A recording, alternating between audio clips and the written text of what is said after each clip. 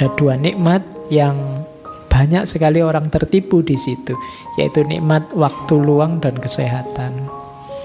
Ini sering diceramahkan. Aktiflah melakukan kegiatan karena kebahagiaan itu ada dalam tindakan. Banyak orang ngomong bahwa kalau saya kaya, saya ndak usah ngapa-ngapain. Hati-hati, ndak ngapa-ngapain itu ndak enak. Yang enak itu ngapa-ngapain. Assalamualaikum warahmatullahi wabarakatuh. Bismillahirrahmanirrahim. Alhamdulillahirabbil alamin. Wa bihi nasta'inu ala umurid dunya waddin. Allahumma sholli wa sallim wa barik ala habibina wa syafi'ina Sayyidina wa maulana Muhammadin wa ala alihi wa ashabihi wa man tabi'ahum bi ihsanin ila yaumiddin. Bismillah, kita lanjutkan ngaji kita. Heidegger membahas waktu pakai dua istilah kalau dalam bahasa Jerman, Innersichtkeit dan Zeitlichkeit. Jadi waktu normal dengan waktu sementara. Buku masternya Heidegger kan judulnya Being and Time. Jadi waktu yang normal, waktu yang kalau diterjemahkan terlek, keberadaan dalam waktu, ya segala hal, kalau bahasanya tadi, semua makhluk itu ada dalam waktu. Sebenarnya ya lengkapnya dalam ruang dan waktu. Kayak teorinya Stephen Hawking itu. Jadi selalu ada jalinan ruang dan waktu yang tidak terpisah. Segala hal. Cuma khusus untuk manusia, cara memahami waktunya beda. Karena bagi Dasein, waktu itu bukan sesuatu yang niscaya atau untuk dinikmati saja, tapi manusia itu sendiri harus mewaktu. Mewaktu itu mengada dalam waktu, eksis sesuai waktu. Jadi eksislah, jadi dirimu, tampillah dalam waktu. Berarti apa? Ya being and time tadi, mengadalah dalam ruang dan waktu. Namanya Dasein. Lawannya Dasein itu Dasman. Dasein itu manusia otentik. Manusia itu otentik. Kenapa? Karena dia jadi dirinya sendiri. Dia punya orientasi hidup sendiri, dia punya penghayatan hidup sendiri, punya makna hidup sendiri. Tidak sekedar ikut-ikutan orang lain. Punya referensi boleh, tapi semua keputusan putuskanlah sendiri. Suka organisasi, mengafiliasikan diri dengan organisasi, silahkan, tapi putuskan itu oleh dirimu sendiri, bukan karena ikut orang lain atau apalagi dipaksa orang lain. Itu namanya eksis. Mengada dalam waktu, mewaktu. Jadi waktu akhirnya punya makna eksistensial. Waktu jadi pendukung dirimu untuk eksis. Yang hadir ngaji malam ini karena kamu ingin hadir sesuai orientasi hidupmu, kamu punya penghayatan dan pemaknaan sendiri tentang ngaji ini. Maka kamu yang hadir jadi eksis. Tapi yang hadir malam ini hanya karena ikut temennya, ndak enak, ndak solider, temanku ngaji kok aku ndak, kasihan dia, jadi aku ikut saja. Atau karena ikut tren, wah teman-teman sakos ini sekarang ngaji semua. Sebenarnya pingin di kamar, serialnya belum selesai, sinetronnya misalnya, tapi yang lain berangkat, aku ikut berangkat lah. Maka kamu ndak Dasein, tapi kamu Dasman. Bukan manusia yang otentik, jadi manusia yang palsu. Dirimu bukan dirimu. Jadi engkau bukan yang kamu inginkan untuk dirimu sendiri. Itu namanya tidak otentik. Dan ini manusia yang malang, katanya Heidegger. Wong kamu lahir tidak milih. Nanti sekolah TK, SD ya dipilihkan orang tuamu, agama dipilihkan orang tuamu, kuliah sampai di mana jangan-jangan juga dipilihkan orang tuamu. Mungkin besok pacar dan jodoh juga dipilihkan orang tuamu. Kamu tidak pernah dewasa, tidak pernah memutuskan dirimu sendiri, kamu tidak pernah eksis. Nanti urusan apa-apa kamu ikut saja. Temanmu kemana, kamu ikut kemana. Lingkunganmu kemana, kamu ikut kemana. Maka kamu tenggelam dalam waktu. Kamu tidak eksis jadi dirimu. Nah, ini pemaknaan waktu yang eksistensial. Jadi waktu sebagai kendaraan untuk mengada. Untuk membuat dirimu ada.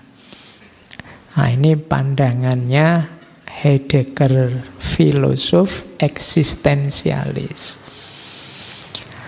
Ada juga biasanya di tengah masyarakat ini waktu sebagai makna dan imajinasi. Contohnya banyak. Jadi waktu itu tidak sekedar dirasakan secara subjektif atau dilihat keberadaannya yang objektif, tapi juga dimaknai sesuai kepentingan, keinginan, ideologi, perspektif manusianya.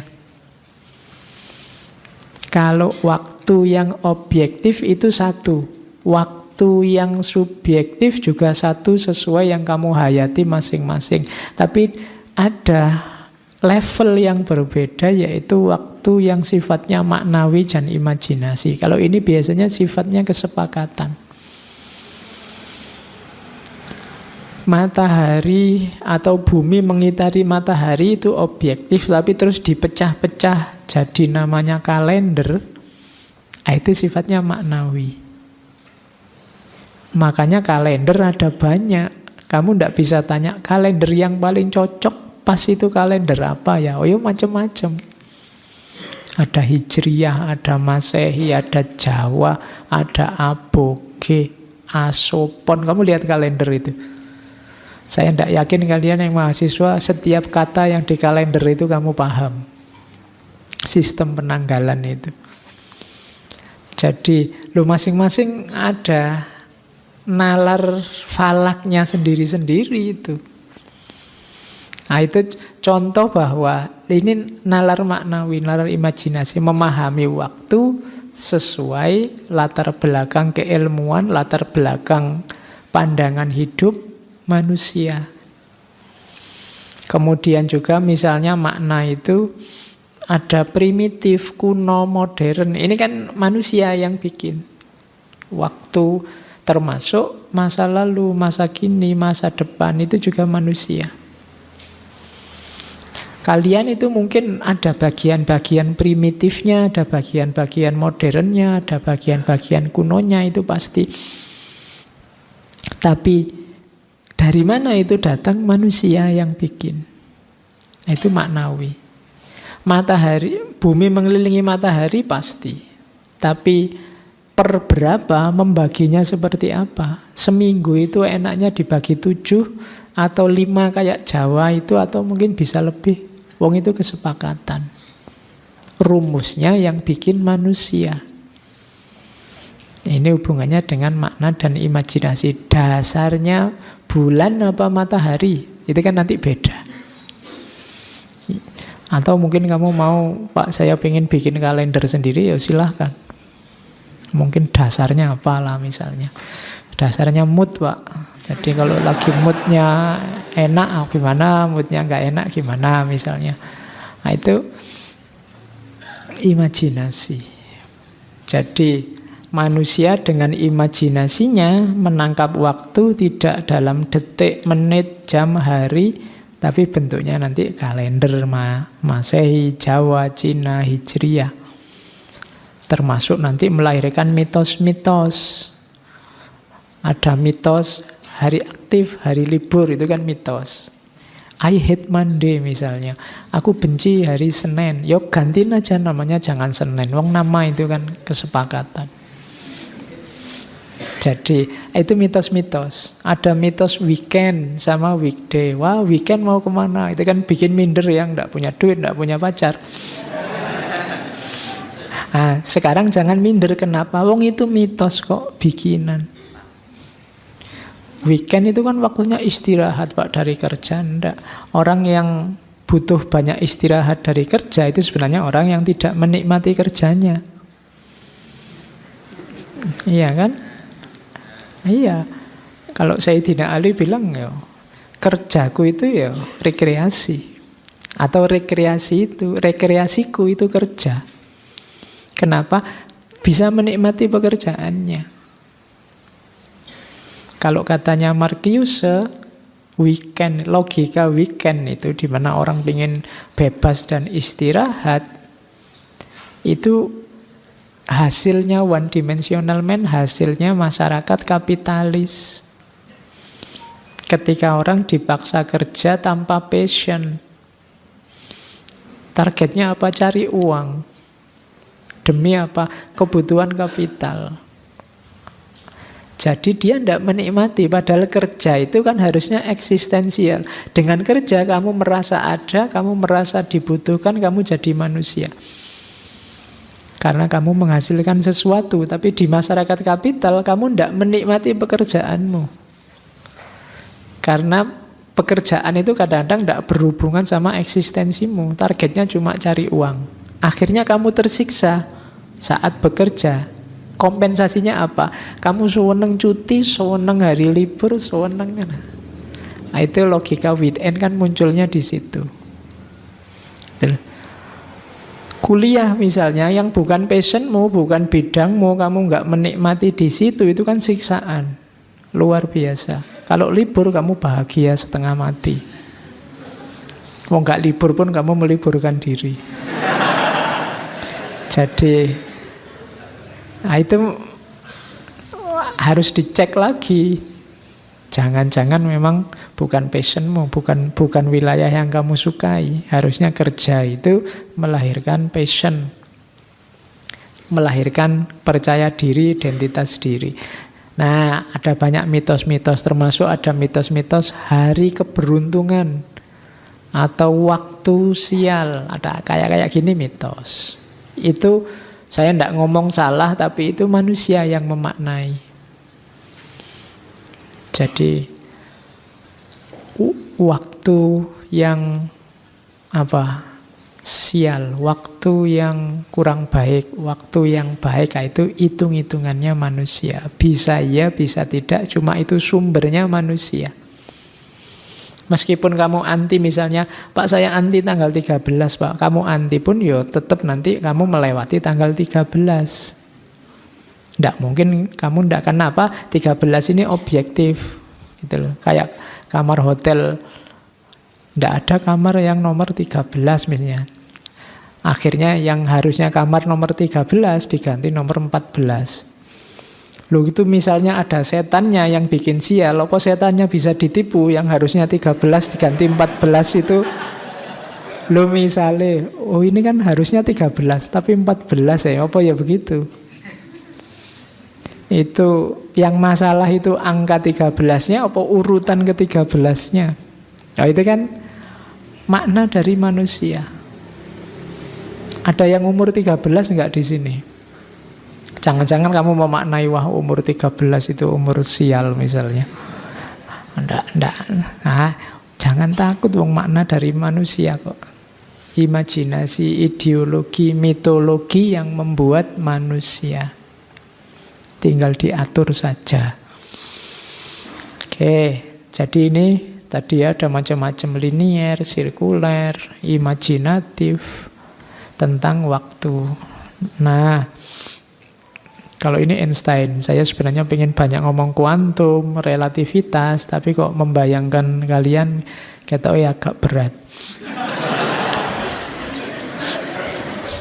Saya bawakan anekdotnya saja. Jadi Einstein ini sering ditanya orang yang nggak terlalu paham tentang teori relativitas. Dijelaskan sampai ndaki-ndaki juga orangnya nggak paham. Akhirnya Einstein jengkel. Kalau ada orang tanya relativitas itu apa sih? Dijawab gampang-gampangannya gini loh, katanya Einstein.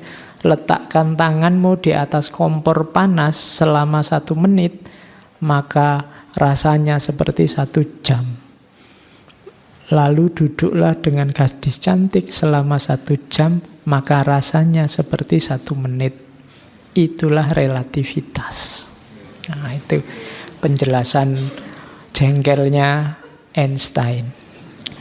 Ini saya bawa yang ini saja karena kalau saya jelaskan relativitasnya yang asli, ada relativitas umum, relativitas khusus, macam-macam, nanti kamu puyeng. Yang versi fisikanya. Ada yang lebih dahsyat lagi, Stephen Hawking yang menggabungkan teori relativitas dengan teori ruang waktu, macam-macam. Oke, kita ambil sininya saja. Kalau Hawking saya ambil yang ininya.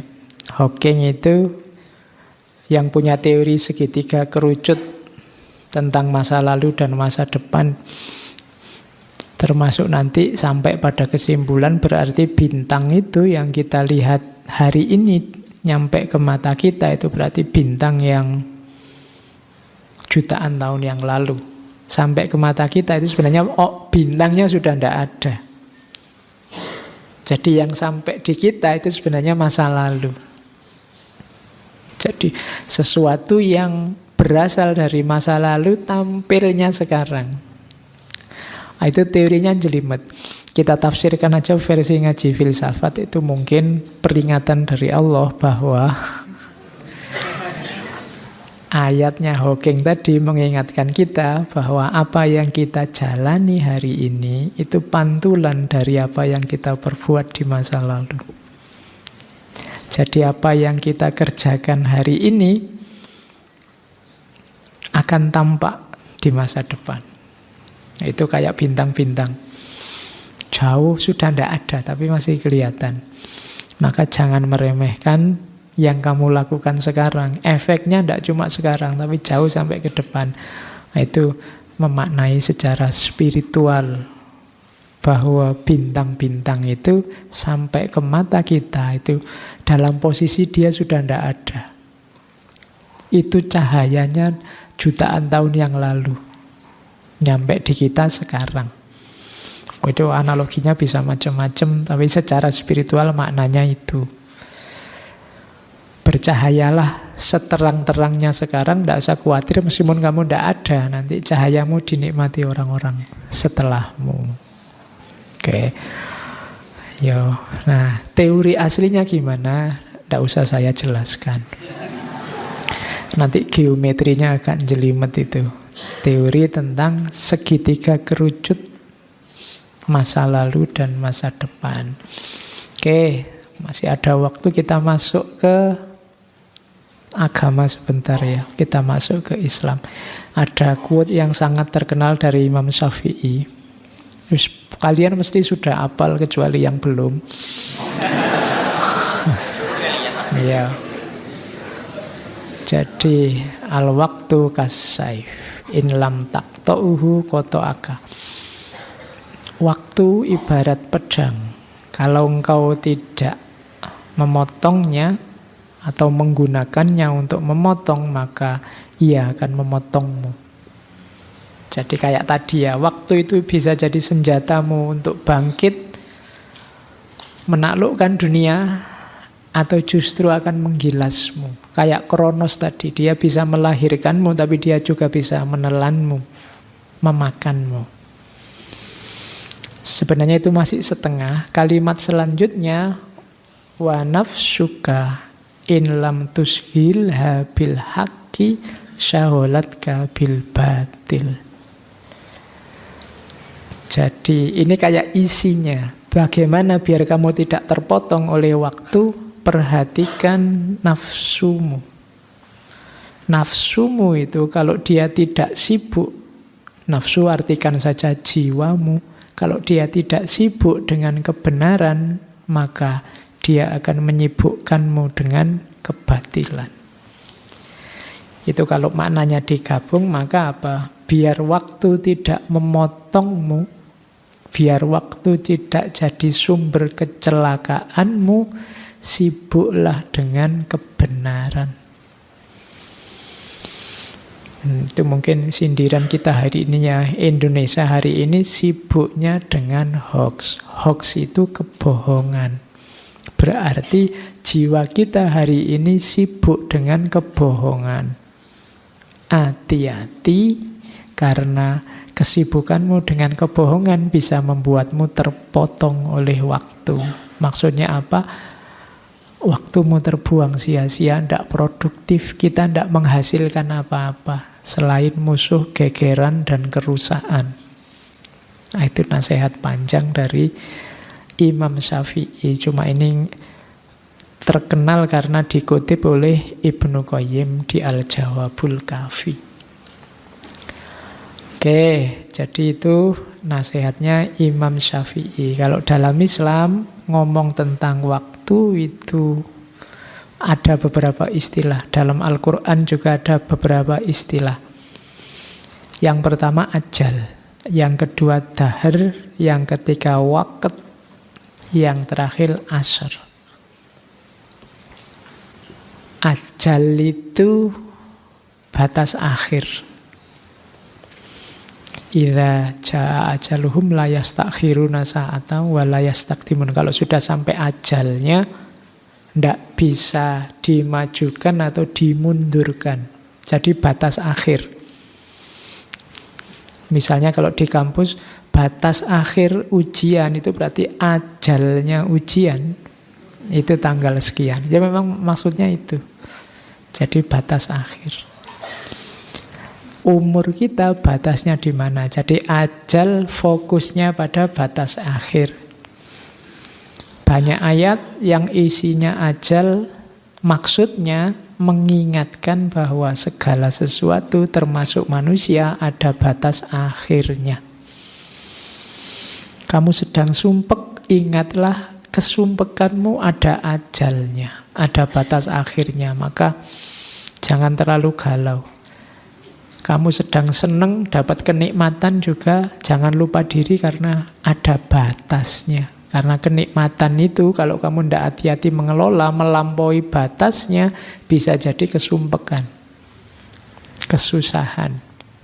Jadi itu pelajaran dari kata-kata ajal. Ingatlah segala sesuatu ada ajalnya, ada batasnya. Tidak ada senang terus-terusan atau sedih terus-terusan. Tidak ada nikmat terus-terusan atau laknat terus-terusan. Ada batas-batasnya. Yang kedua, dahar. Dahar ini kalau bahasa pasnya mungkin durasi. Durasi itu ngitungnya sejak lahir sampai mati, itu durasi.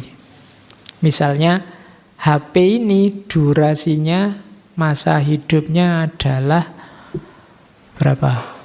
7 jam kalau aktif misalnya, kalau masih baru. Nah, itu namanya durasi.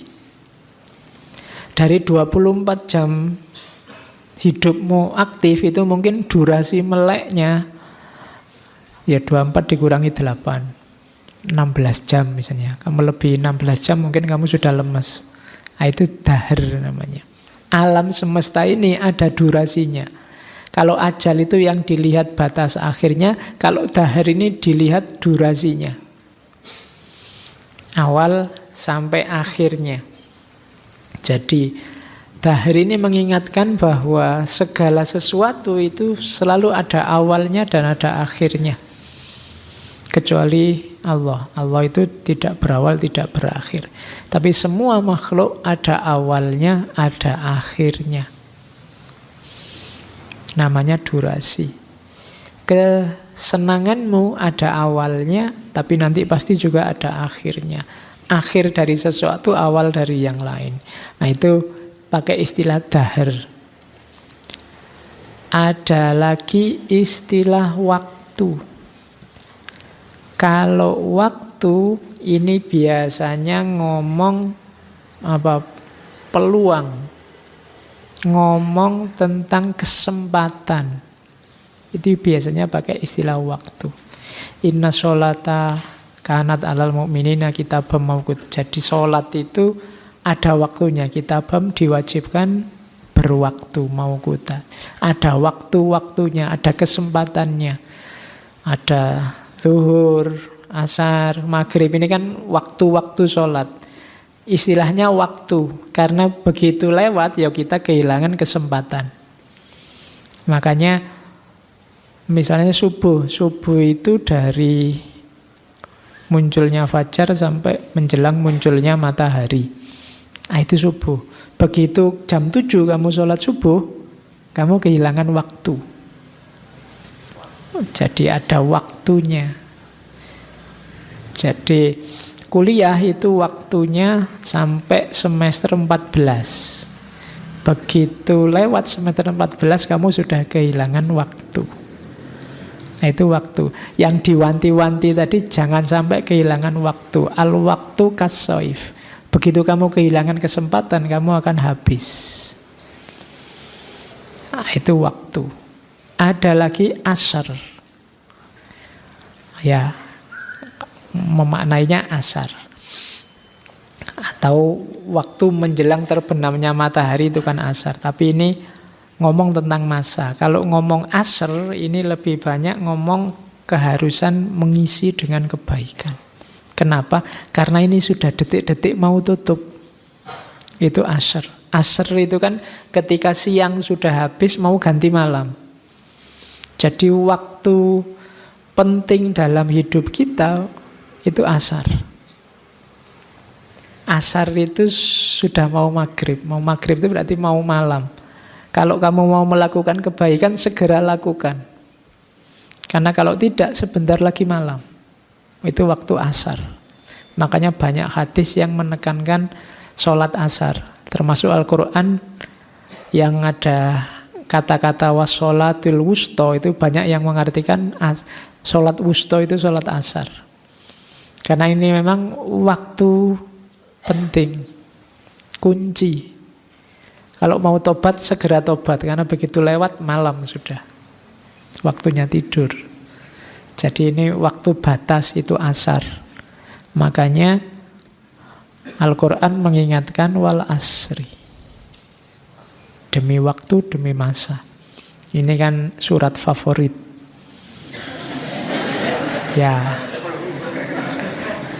Karena pendek ya, ini surat-surat idola. Iya. Koncone Al-Ikhlas, koncone Al-Kausar, itu kan surat idola. Kalau ada yang mau silakan kamu nulis buku surat-surat idola. Nah, ya, ini diidolakan oleh para makmum. Nah, ya, dan imam yang tidak banyak apal. Nanti kan wal asri. Itu pun kadang-kadang kamu yang bulat. Oke. Wal asri innal insana lafi khusrin. Jadi demi waktu asar ini saya bilang. Atau kadang-kadang ya demi masa. Karena memang artinya bisa juga demi masa. Saya dulu punya guru yang di kesempatan apapun dalil yang beliau pakai adalah wal asri. Mbok jangan males. Kan ada ayatnya wal asri. Mbok kalau kerja itu yang benar wal asri. Mbok jangan suka jalan-jalan keluar yang tidak ada gunanya wal asri. Ya, iya. Apa sih enaknya punya pacar kemana-mana jalan berdua? Tidak ada untungnya wal asri. Iya. Kamu menasehati apapun bisa pakai dalil wal asri ini. Iya, eman-eman waktumu kan gitu. Mbok yo kamu ndang tobat, bukan ayat tobat yang diajukan tapi wal asri. Kalau kamu tidak segera tobat, waktunya loh. Wal asri. Jadi ini kan artinya multifungsi kan. Alhamdulillah kamu sekarang punya ayat untuk segala momen. Jadi wal asri innal insana lafi khusrin. Setiap manusia pasti rugi kecuali orang yang punya karakter beriman, beramal soleh, saling menasehati. Isilah waktumu dengan 3 ini, maka kamu tidak akan ditelan oleh waktu. Ingat-ingatlah kamu harus beriman. Beriman itu maksudnya apa? Sadarilah kamu itu terbatas, tidak berdaya, tidak wajib ada, punya banyak kelemahan. Maka kalau kamu tidak beriman, hanya mengandalkan dirimu sendiri, kamu akan rugi. Karena dirimu sangat lemah dan terbatas. Yang kedua, beramallah soleh. Lakukan kebaikan sekecil apapun, sesedikit apapun yang kamu tahu. Kalau tidak, kamu akan rugi. Selanjutnya, saling menasehati.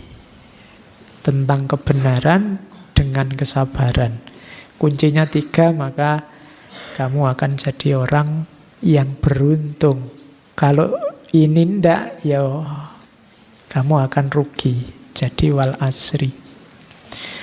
Oke, jadi ini dalil untuk sapu jagat apa wae bisa dipakai.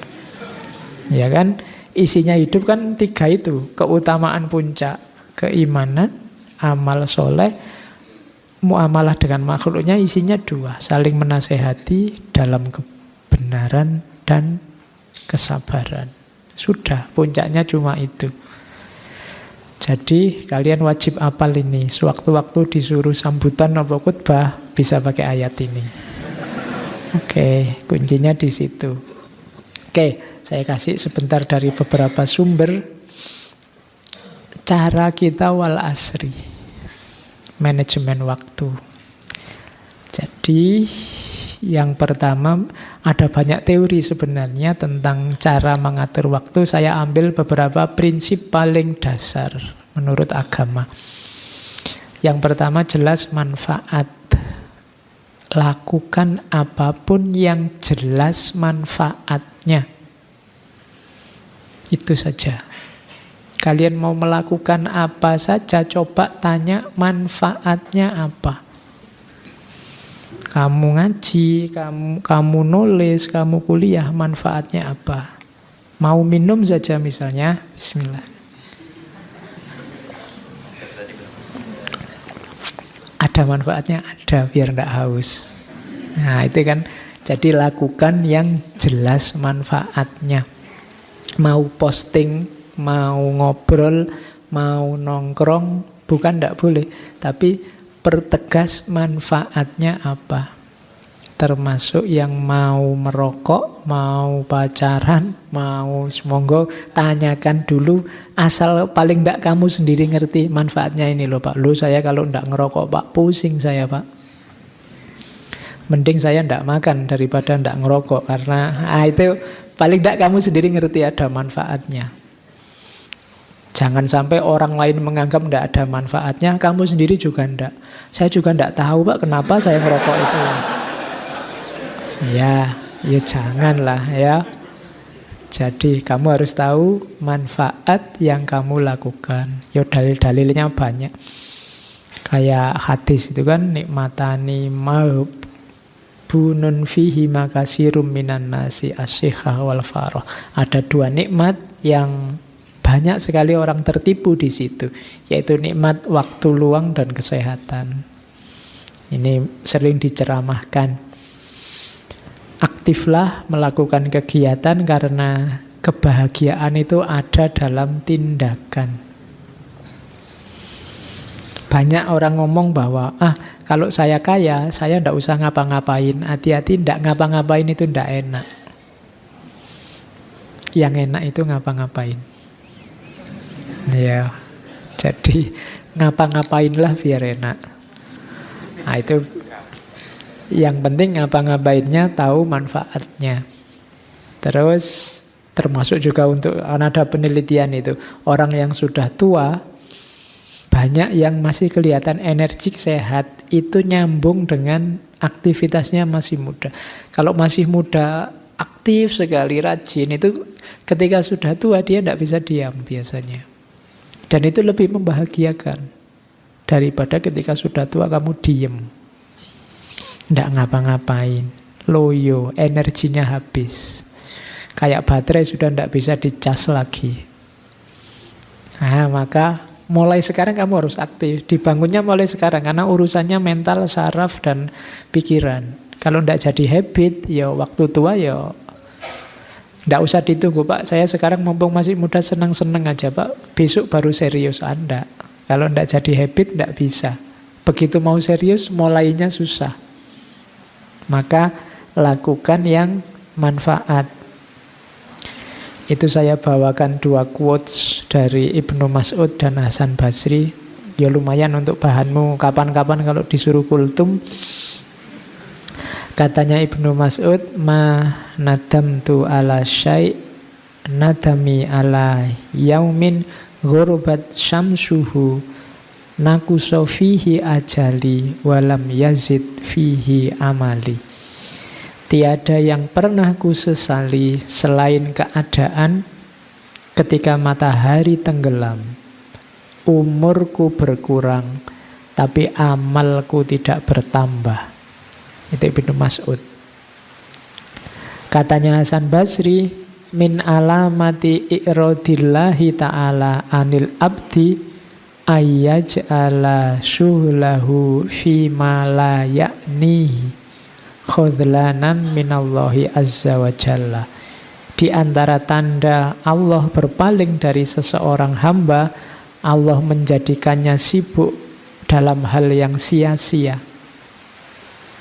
Sebagai tanda Allah mencuekinya, menelantarkannya. Jadi hati-hati kok kalau kalian merasa saya itu loh Pak, kesibukanku kok tidak penting semua, tidak ada gunanya semua. Jangan-jangan Allah sedang mencuekimu. Kamu dikasih yang tidak penting. Kenapa bisa begitu? Karena Allah sedang berpaling darimu. Cepat-cepat kembali ke Allah. Kalau sangat banyak hal yang kamu sibukkan ternyata hampir semua tidak ada artinya, tidak manfaat untuk dirimu, untuk masyarakatmu, untuk agamamu, jangan-jangan memang Allah sedang berpaling darimu, maka cepat-cepat kamu kembali ke Allah. Itu nasihatnya Hasan Basri. Prinsip manajemen waktu yang kedua, efisien. Ini prinsipnya orang modern. Kalau bisa multitasking. Ada, saya kasih contoh beberapa ulama itu. Misalnya Khatib al-Baghdadi, ulama hadis. Khatib Baghdadi ini kemana-mana kalau jalan bawa buku dan baca buku. Tidak ada waktu yang terluang. Jalan-jalan sambil bawa buku. Mungkin rekreasi sambil bawa buku. Kalau kita kan hari ini bawa HP. Sekarang bawa HP tidak apa-apa, asal HP isinya yang penting, yang baik. Mungkin buku juga tidak apa-apa. Itu niru Khatib Baghdadi. Ada juga Imam Sulaim Ar-Razi. Ini ulama Syafi'iyah. Satu ketika beliau keluar rumah, ada kepentingan. Tidak lama kemudian kembali. Sudah beres, Syekh, kepentingannya sudah. Lumayan saya sambil menyelesaikan urusan bisa menghatamkan 1 juz. Nah, itu kan multitasking namanya. Sambil diem, santai, sambil ngaji 1 juz. Satu ketika pulpen beliau rusak. Pulpennya diperbaiki, didandani, tapi sambil dandani pulpen, rengeng-rengengnya ngaji. Untungnya 2, pulpennya beres, dapat pahala. Itu namanya efisien. Kalau kalian kan paling sambil memperbaiki, sambil nyanyi-nyanyi, sambil itu. Ya enggak apa-apa sih multitasking, cuma yang satu dapatnya Blackpink sama idolamu hari ini, Didi Kempot. Oke, terus ya bahkan ada yang saking memanfaatkan waktu, menu makanan dan durasi makan juga dihitung. Misalnya ada ulama Abul Wafa bin Ukail. Ini seorang ahli fikih mazhab Hambali. Beliau ngitung kalau saya makan kering, tidak ada sayurnya, dengan makan yang ada sayurnya, lebih cepat kalau saya makan yang ada sayurnya. Dicerna cepat, kemudian ditelan cepat, dan longgarnya di perut cepat. Itu beliau ngitung kira-kira selisihnya sekitar 50 ayat. Ngitungnya sampai selisih ayat. Jadi maka saya tak makan yang ada sayurnya sajalah. Nah, itu sampai sedetil itu ngitungnya. Oke, yo kalian bisa niru itulah. Saya milih yang ada sayurnya, Pak. Kecuali kalau ditraktir.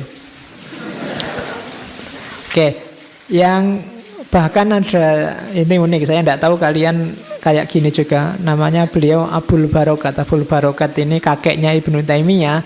Itu kalau beliau masuk kamar mandi atau WC, nanti saudaranya yang di luar kamar disuruh nungguin depan kamar mandi WC, cuma disuruh baca buku keras-keras. Jadi beliau sambil di kamar mandi itu sambil dengerin baca buku. Jadi sambil mandi sambil nambah ilmu. Nah, ya kayak kalian sekarang kalau ke WC bawa HP ya.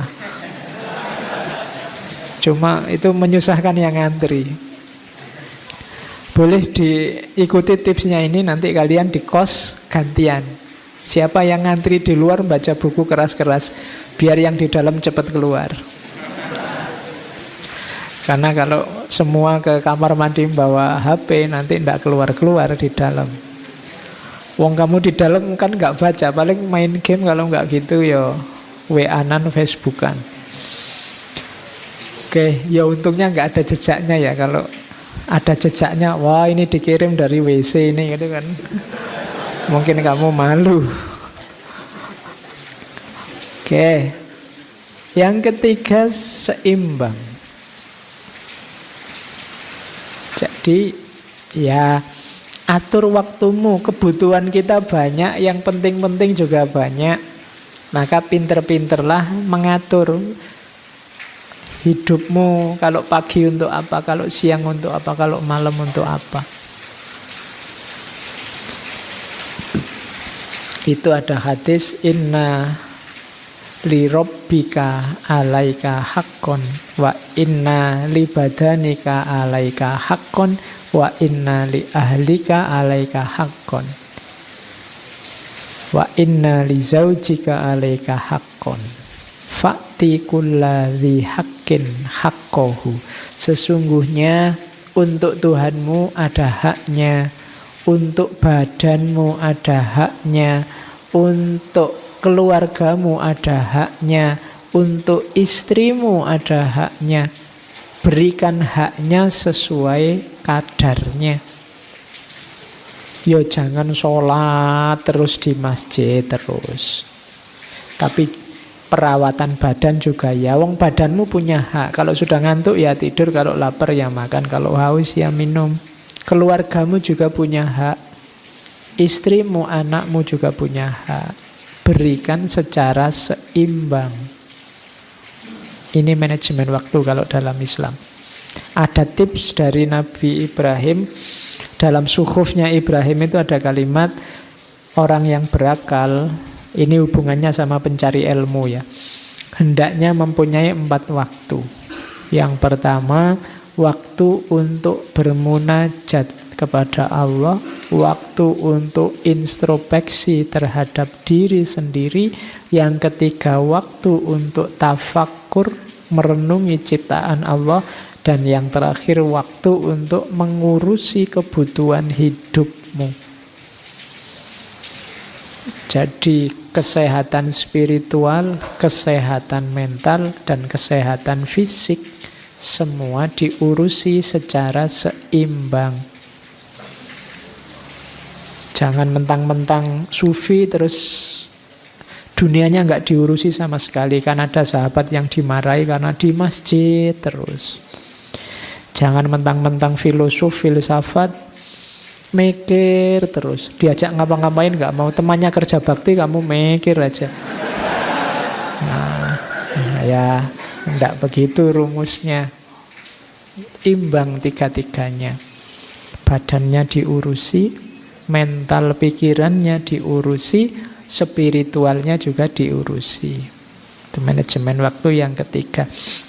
Yang keempat, proporsional, sesuai kemampuan, itu pasti. Ukur kekuatan dan istirahatlah. Khudzu minal a'mali ma tutikun. Ambillah pekerjaan-pekerjaan yang engkau mampu. Fa innallaha la yamallu hatta tamallu. Sesungguhnya Allah itu tidak bosan sampai engkau sendiri yang bosan.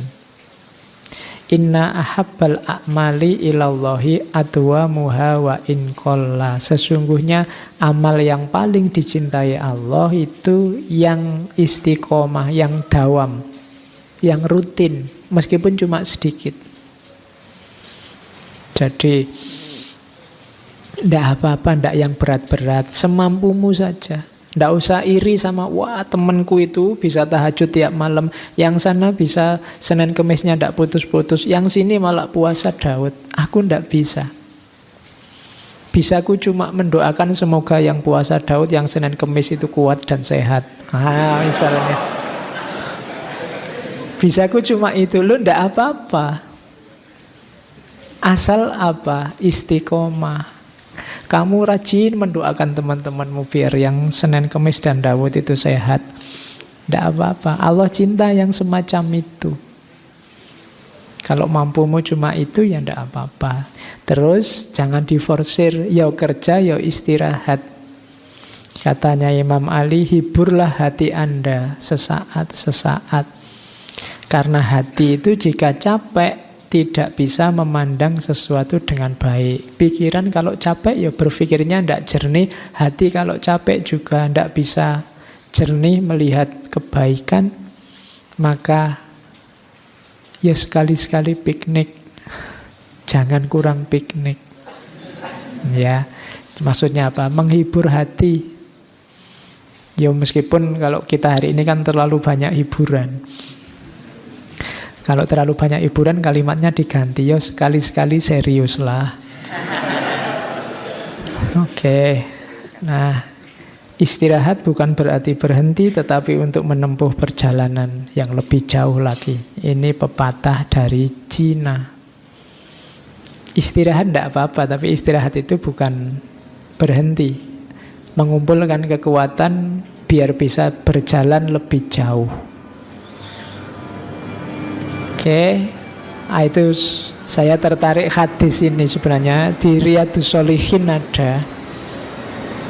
Nanti kalian baca ya, karena hari ini banyak orang yang saya tidak tahu kadang-kadang mencela saudaranya dengan kata-kata munafik. Kamu munafik. Nah, ada hadis saya ketemu di Riyadhus Shalihin itu panjang, awalnya saya potong yang di belakang. Jadi ada sahabat namanya Handzalah bin Ar-Rabi al-Usayyidi. Handzalah ini galau sebenarnya. Dia merasa, wah aku ini kok tidak bisa jadi orang soleh terus-terusan ya. Jangan-jangan aku ini munafik. Terus dia mengadu ke Abu Bakar, wah aku tidak bisa jawab, ayo ketemu Rasulullah aja.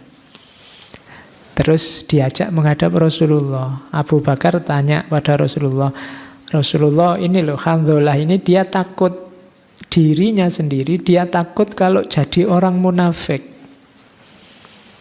Terus Rasulullah tanya, lah kok begitu? Handzalah jawab, wahai Rasulullah, kita ini kalau pas bersama Rasulullah, bersama Tuhan, di sisi Tuhan, di sisi Rasulullah, terus panjenengan mengingatkan kita tentang surga, neraka, sangat jelas sampai seolah-olah bisa dilihat mata, bisa dilihat telinga. Saya itu rasanya tobat gitu. Tapi setelah keluar dari sisi Tuhan, setelah keluar dari pengajian, kita masih juga main-main dengan istri, dengan anak, mengurus harta. Sehingga karena itu banyak yang kita lupakan tentang keduanya tadi. Jadi Handzalah ini mengeluh, ya kalau pas ngaji, pengajian itu rasanya saya kayak tobat, kayak ingin tahajud terus, ingin puasa terus, ingin dekat sama Allah terus. Tapi nanti begitu pulang ke rumah, sudah mikir bayar kuliah, mikir Aduh, besok makan apa, mikir kos-kosan, mikir wah, kok saya bisa gini ya? Jangan-jangan saya ini munafik. Kok mikirnya dunia saja? Padahal tadi waktu pengajian tidak begitu. Nah, itu keluhannya Hanzalah. Nah, terus Rasulullah menjawab, demi zat yang jiwaku ada dalam genggaman kekuasaannya, kalau engkau semua tetap sebagaimana hal keadaanmu di sisiku dan juga senantiasa berzikir, niscaya para malaikat menjabat tanganmu semua. Baik ketika engkau ada di hamparanmu atau ketika ada di jalananmu. Maksudnya waktu bangun atau waktu tidur, termasuk sedang berjalan-jalan. Tetapi hai Hanzalah, kalau bahasanya Rasulullah, saatan-saatan. Saatan-saatan itu masing-masing ada waktunya. Sesaat-sesaat. Sesaat memang kita zikir, sibuk dengan Allah, ngurusi rohani kita. Nanti sesaat lagi ngurusi kehidupan kita, mencari sandang pangan, dan lain-lain. Dan Rasulullah ngomong saatan-saatan ini diulang sampai 3 kali. Saatan-saatan. Jadi tidak apa-apa kita berpikir duniawi, asal tahu waktunya, tahu porsinya. Dan kalau ada orang berpikir dunia, jangan dituduh munafik. Katanya orang Islam, kok kelakuannya begitu, kok yang dipikir dunia. Loh memang kalau pas waktunya mikir dunia, ya mikir dunia. Waktunya ngopeni anak istri, ya ngopeni anak istri. Ada saatnya masing-masing. Nah ini nasihatnya Rasulullah. Saya bawa ke sini kelihatannya menarik. Don't waste time waiting for inspiration, begin. And inspiration will find you. Itu H itu bukan haji ya. Ya. Ya. Harriet Jackson Brown Junior. Ya. Jadi jangan buang-buang waktu menunggu inspirasi. Wah, saya nyari inspirasi dulu Pak. Saya nunggu mood Pak, tidak ketemu. Mulailah saja pekerjaanmu, inspirasinya akan datang. Harriet Jackson Brown Junior. Ini motivator dari Amerika. Dia punya kalimat bagus juga. Don't say you don't have enough time. Jangan bilang kamu tidak punya waktu atau tidak ada waktu. You have exactly the same number of hours per day that were given to Helen Keller, Pastor Michelangelo, Mother Teresa, Leonardo da Vinci. Semua tokoh besar. Jangan bilang kamu tidak punya waktu, tidak ada waktu, atau tidak cukup waktu. Waktu yang diberikan padamu sama persis dengan waktu yang diberikan pada siapapun tokoh-tokoh besar. Soekarno, Ki Hajar Dewantoro, Kiai Haji Hasyim Asy'ari, Kiai Haji Ahmad Dahlan. Waktunya sama 24 jam. Persis. Dan mereka bisa melakukan hal-hal besar. Kenapa kamu tidak? Nabi Muhammad pun juga 24 jam. Tidak ada dalilnya karena beliau Nabi, maka waktunya jadi 28, tidak ada. 24 sama.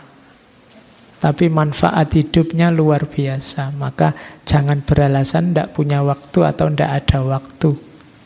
Jangan-jangan kita saja yang tidak bisa ngatur waktu. Oke, dan ingat-ingat katanya Steve Jobs yang almarhum tahun 2011 yang lalu, yang punya Apple Incorporation. Your time is limited, so don't waste it living someone else's life. Waktumu terbatas, jangan buang-buang waktu untuk hidup versi orang lain. Hiduplah versimu sendiri, gampang-gampangannya itu. Jadi hiduplah edisi dirimu sendiri. Kenapa? Eman-eman waktumu terbatas, katanya Imam Syafi'i, al-waktu kas-saif. Jadi itulah gambaran-gambaran umum tentang waktu. Setiap isu tadi bisa kita bahas panjang lebar kapan-kapan.